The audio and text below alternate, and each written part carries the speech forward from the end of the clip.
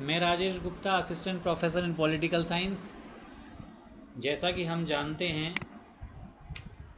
BA second year का जो मत्स्य university द्वारा पॉलिटिकल साइंस के लिए जो सिलेबस जारी किया गया है, उसमें सेकेंड पार्ट है भारतीय राजनीतिक व्यवस्था। ये बहुत महत्वपूर्ण पार्ट है। जैसा कि पूर्व में वीडियो में मैं चर्चा कर चुका हूँ कि ये जितने भी कॉम्पिटिटिव एग्ज़ाम हैं, जितनी भी प्रतियोगी परीक्षाएं हैं, उनमें भारतीय राजनीतिक व्यवस्था अर्थात भारतीय संविधान से पूछे जाने वाले प्रश्नों की संख्या बहुतायत में होती है। और इसी वजह से इस पार्ट को बहुत बारीकी से, बहुत अच्छे तरीके से इसका अध्ययन करना बहुत ज़्यादा ज़रूरी है हमारे लिए। इसलिए हम इसके हर टॉपिक पर बहुत बारीकी से, बहुत अंदर जाकर, टॉपिक के अंदर जाकर इसको बहुत समझने का प्रयास कर रहे हैं। इसी कड़ी में जो हमारे आज का चर्चा का जो विषय है, चर्चा का जो टॉपिक है, वह है संविधान के स्रोत, भारतीय संविधान के स्रोत। इस टॉपिक पर आने से पहले मैं आपको बता देना चाहता हूं कि हम पूर्व के वीडियो में हमारे भारतीय संविधान का निर्माण, भारतीय संविधान का निर्माण कैसे हुआ, भारत की जो प्रस्तावना है वो क्या है, उन प्रस्तावना में जो शब्द हैं उनके अर्थ क्या हैं, प्रस्तावना में कम संशोधन किया गया, इन सब तथ्यों पर, विचार पर हम डिस्कस कर चुके हैं। और आज का जो टॉपिक जिस पर हम चर्चा करेंगे, जिस पर मैं आपको बताना चाहूँगा, वह है संविधान के स्रोत। संविधान के स्रोत, जब भारतीय संविधान का निर्माण हो रहा था, जब संविधान सभा इस बात पर चर्चा कर रही थी कि भारतीय संविधान में कौन कौन से प्रावधान आने चाहिए, किन किन प्रावधानों को शामिल किया जाए, तो हमारे भारतीय संविधान सभा के जो सदस्य थे उन्होंने बड़ी सूझबूझ से काम लिया। प्रारूप समिति के सहयोग से, BN राव जो हमारे संवैधानिक परामर्शदाता थे, इन सभी के सहयोग से हमने विभिन्न देशों के संविधान का अध्ययन किया।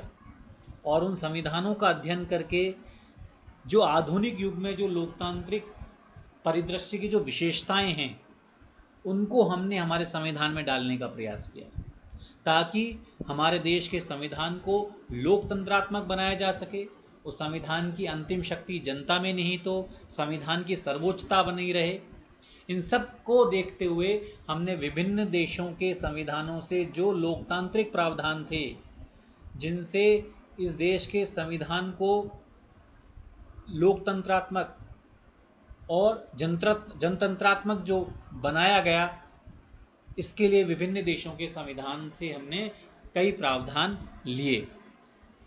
तो उन संविधान के स्रोतों को जानना हमारे लिए ज़्यादा ज़रूरी हो जाता है कि ये प्रावधान हमने किन किन देशों से लिए हैं। इस कड़ी में हम सबसे पहले बात करते हैं ब्रिटेन की। हमने ब्रिटेन से बहुत जब भारतीय संविधान के निर्माण में हमने ब्रिटेन से कई प्रावधान लिए हैं। इसका सबसे बड़ा और एक व्यवहारिक कारण यह है कि ब्रिटेन का भारत पर काफ़ी लंबे समय तक एकाधिकार रहा। जब भारत स्वतंत्र हुआ, तब उस समय जो प्रशासनिक व्यवस्था वो ब्रिटेन की चल रही थी। तो तत्कालीन परिस्थितियों को देखते हुए हमें नई व्यवस्था को स्वीकार करने के बजाय जो पूर्व जो प्रचलित जो व्यवस्थाएं थी, उनको तत्कालीन परिस्थितियों में लागू करना हमारे लिए बेहतर था। तो जो ब्रिटेन की संवैधानिक व्यवस्था के जो आदर्श हैं, जो उनके अच्छे गुण हैं, उनको हमने तत्काल प्रभाव से अपने संविधान में स्वीकार कर लिया। यदि कुछ प्रमुख जो आदर्श गुण हैं ब्रिटेन के, ब्रिटेन की जो संविधान के जो कुछ लोकतांत्रिक प्रावधान हैं जो हमने भारत के संविधान में ग्रहण किए, उदाहरण के लिए हम बात करें तो संसदीय प्रावधान, संसदात्मक शासन व्यवस्था। मुख्यतः अब संसदात्मक शासन व्यवस्था पर आने से पहले एक बार संसदात्मक शासन व्यवस्था को समझना बहुत ज़रूरी हो जाता है हमारे लिए। विश्व में मुख्यतः दो व्यवस्थाएं देखने को मिलती हैं। एक है संसदात्मक शासन व्यवस्था, एक है अध्यक्षात्मक शासन व्यवस्था। संसदात्मक शासन व्यवस्था के उदाहरण ब्रिटेन, भारत। अध्यक्षात्मक शासन व्यवस्था का आदर्श उदाहरण है अमेरिका। संसदात्मक जो शासन है उसमें कार्यपालिका के दो प्रधान देखने को मिलते हैं। उदाहरण के लिए भारत का उदाहरण बहुत व्यवहारिक है।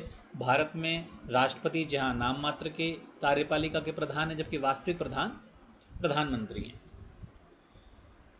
और जो मंत्रिपरिषद द्वारा जारी किया गया कोई भी लिखित में प्रस्ताव, राष्ट्रपति उसे एक बार ही पुनर्विचार के लिए लौटा सकते हैं। यदि पुनः मंत्रिपरिषद से वह पारित होकर प्रस्ताव आता है तो राष्ट्रपति जी उस पर हस्ताक्षर करने के लिए बाध्य हैं। माननीय राष्ट्रपति महोदय उसको वापस पुनर्विचार के लिए नहीं लौटा सकते।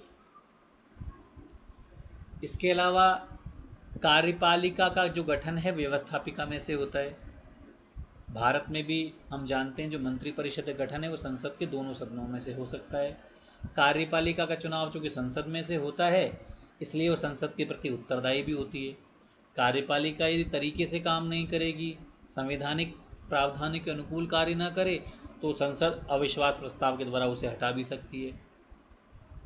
तो इस प्रकार संसदीय शासन व्यवस्था के गुण हो गए कार्यपालिका के दो प्रधान होना, कार्यपालिका का जो चयन है वो संसद में से होना, व्यवस्थापिका में से होना, और कार्यपालिका यदि सही तरीके से काम न करे तो संसद के द्वारा उसे अविश्वास प्रस्ताव के द्वारा हटाया भी जा सकता है। दूसरी तरफ हम अध्यक्षात्मक शासन की बात करें, वो अमेरिका में है। अध्यक्षात्मक शासन व्यवस्था में कार्यपालिका के दो प्रधान नहीं होते, एक प्रधान होता है। वो नाम मात्र का नहीं होता, वो वास्तविक प्रधान होता है। अमेरिका में जो राष्ट्रपति है वो वास्तविक प्रधान है। अमेरिका में राष्ट्रपति अपनी जो मंत्रिपरिषद का जो गठन है वो वहाँ की संसद में से नहीं करता, और संसद में से नहीं करने के कारण वो उनका चयन स्वतंत्र रूप से करता है। इसीलिए कार्यपालिका प्रत्यक्ष रूप से, सीधे रूप से व्यवस्था के प्रति, व्यवस्थापिका के प्रति उत्तरदायी, जवाबदेह तो है लेकिन व्यवस्थापिका कार्यपालिका को नहीं हटा सकती, सामान्यतः नहीं हटा सकती। तो वहाँ कार्यपालिका की स्वतंत्रता है। तो संसदीय शासन व्यवस्था में और अध्यक्ष शासन व्यवस्था में कुछ मूलभूत अंतर हैं। तो भारत में उस समय सोचा गया कि हम संसदात्मक शासन व्यवस्था को स्वीकार करें, अध्यक्षात्मक शासन व्यवस्था को स्वीकार करें। चूँकि भारत पर काफ़ी लंबे समय तक ब्रिटेन का एकाधिकार रहा तो हम चूँकि उस समय की प्रशासनिक व्यवस्थाओं से सुपरिचित हो चुके थे, इसलिए तत्कालीन परिस्थितियों को देखते हुए, व्यावहारिक स्थिति को देखते हुए हमने वहाँ की जो संसदीय शासन व्यवस्था है, संसदीय प्रावधान है, वो हमने ब्रिटेन से ग्रहण कर लिए। इस प्रकार यदि संसदीय शासन व्यवस्था से जो अधिकतर प्रावधान लिए गए हैं वो हमने ब्रिटेन से लिए गए हैं। जो संसदीय शासन के बारे में हो, संसदीय प्रक्रिया के बारे में हो, संसदीय विशेषाधिकार हो और संसदीय हमारे जो प्रावधान हैं, तो ये मुख्यतः ब्रिटेन से लिए गए हैं। अन्य जो महत्वपूर्ण विशेषता, जो भारतीय संविधान का भी एक मूलभूत विशेषता है, वो है कानून का शासन। ये व्यवस्था भी, ये कॉन्सेप्ट है जो भी हमने ब्रिटेन से लिया है। किसी भी लोकतांत्रिक देश की ये पहचान है, कानून का शासन। आधुनिक युग में जैसे जैसे स्वतंत्रता की का कॉन्सेप्ट आया, लोकतांत्रिक शासन व्यवस्था का प्रादुर्भाव हुआ, उसकी मूलभूत जो विशेषता है वो कानून का शासन बना। कानून का शासन मुख्यतः ब्रिटेन की देन है। ब्रिटेन के एक बहुत बड़े प्रोफेसर हैं A.V. डायसी, उन्होंने इस कॉन्सेप्ट को जन्म दिया। इस कॉन्सेप्ट को एक्सप्लेन करते हुए वो कहते हैं कि कानून का शासन का तात्पर्य है कोई भी व्यक्ति कानून से बड़ा नहीं है, चाहे वो प्रधानमंत्री हो, चाहे वह कर वसूल करने वाला अधिकारी, कोई भी व्यक्ति कानून से बड़ा नहीं हो सकता। भारतीय संविधान में भी हमने ब्रिटेन से इस व्यवस्था को स्वीकार किया है। हमने हमारे संविधान को सर्वोच्च बनाया है। यहाँ भी कोई भी व्यक्ति संविधान से बड़ा नहीं है, संविधान से सर्वोच्च नहीं, संविधान से बड़ा नहीं है, संविधान से सर्वोच्च नहीं है, संविधान सर्वोच्च है। हर व्यक्ति को, हर संगठन को संविधान का पालन करना हमारे लिए ज़रूरी है। हमारे संविधान की जो मूलभूत शक्ति है वो जनतंत्रात्मक है, जनता में छुपी हुई है, जनता में निहित है। तो इस प्रकार भारत में भी जो शासन है वो कानून का शासन है, विधि का शासन है। अन्य व्यवस्था की बात करें अपन, अन्य जो कॉन्सेप्ट जो हमने ब्रिटेन से लिए हैं वह एकीकृत नौकरशाही। सरकारी सेवकों संबंधी जो प्रावधान है, प्रशासनिक व्यवस्था संबंधी जो प्रावधान है, वो हमने अधिकतर जो प्रावधान है वो हमने इसके ब्रिटेन से लिए हैं। एक अन्य कॉन्सेप्ट जो बहुत महत्वपूर्ण है वह है नागरिकता, इकहरी नागरिकता। यदि हम अमेरिका में बात करें तो अमेरिका में दोहरी नागरिकता होती है। अमेरिका में व्यक्ति अमेरिकी संघ का नागरिक होने के साथ साथ उस प्रांत का भी नागरिक होता है जिसमें वो रहता है। लेकिन यदि अपन भारत की बात करें तो भारत में दोहरी नागरिकता व्यक्ति को प्राप्त नहीं है, यहाँ इकहरी नागरिकता प्राप्त है। हम केवल भारत के नागरिक हैं। हम राजस्थान के मूल निवासी हो सकते हैं, हम किसी भी प्रांत के मूल निवासी हो सकते हैं, लेकिन जब नागरिकता की बात आएगी तो हम केवल भारत के नागरिक हैं। भारत में दोहरी नागरिकता का प्रावधान नहीं है और भारत ने यह प्रावधान ब्रिटेन से ही लिया हुआ है। तो इस प्रकार ब्रिटेन का एक महत्वपूर्ण प्रावधान है जिसे भारत ने स्वीकार किया। इस प्रकार भारत में जो विधि निर्माण की प्रक्रिया है, कानून निर्माण की जो प्रक्रिया है, कैसे कैसे कोई कानून बन, संसद के द्वारा किस प्रकार एक कानून का निर्माण किया जाता है, ये प्रक्रिया भी हमने ब्रिटेन से ली हुई है। इसके अलावा एकीकृत न्यायिक व्यवस्था।